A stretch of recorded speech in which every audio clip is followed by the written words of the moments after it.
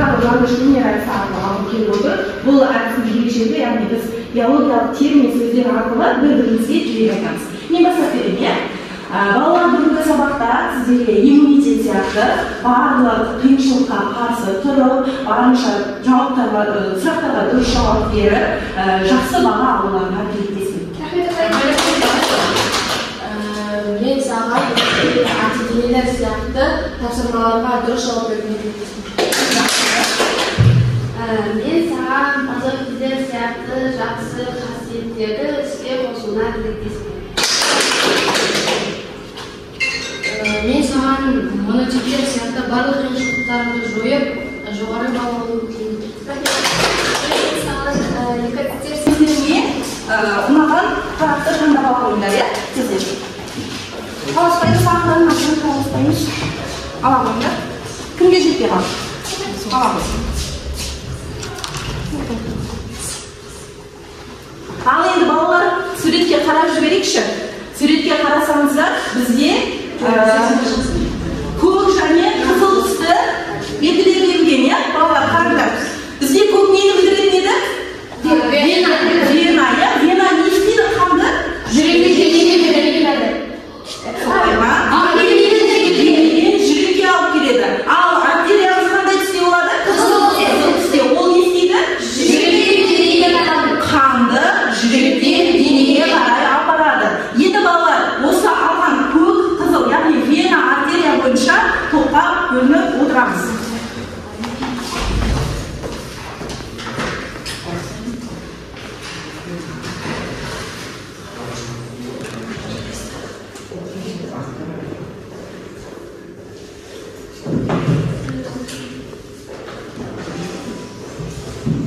Жақсы, артерия тобынан бастайық. Кім бірінші жауап бергісі келеді? Арсенал. Антиген деген не? Антиген дегеніміз Иә. Көмектесетіндер бар ма? Өз тобынан бар ма көмектесетін?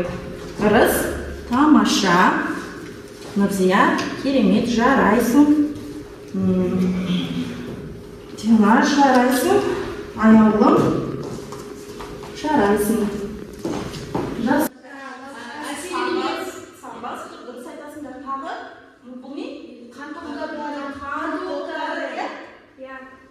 Не үшін бұл белгіні шығарып тұр? Қалай ойлайсыңдар? менің ойымша әскерлер олар жарақат алуы мүмкін. Сосын осындай жерлеріне нелерді қояды. Сол арқылы дәрігерлер тез оларды емдеуге ыңғайлы болады. Апаймен айтамыз ба? Апаймен айта ғой.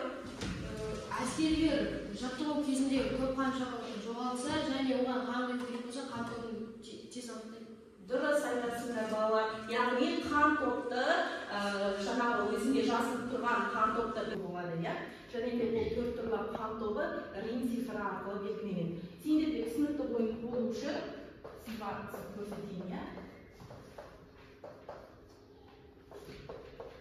Қараңыздар. Бірінші, екінші, үшінші және төртінші қан топтары. Енді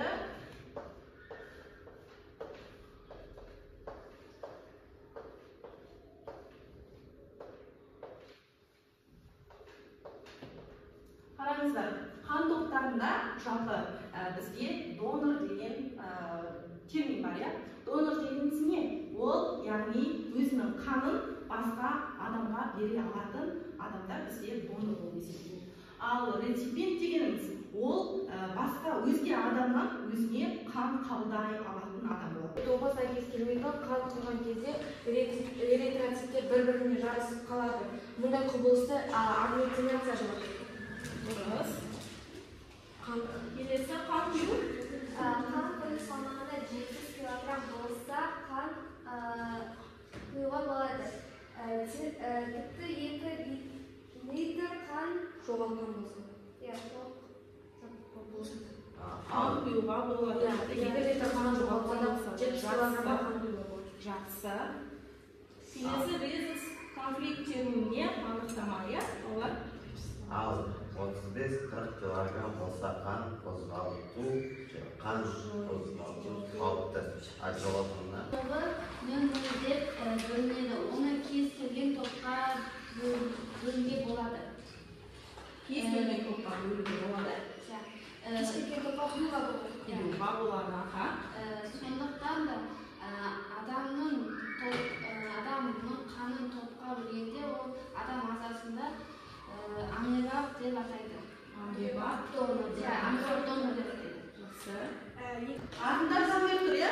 Соны ашсаңыздар, ішінде бүгінгі тапсырмаға рефлексия және үй тапсырмасы жазылған.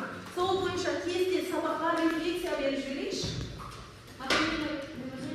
Бастай ғой.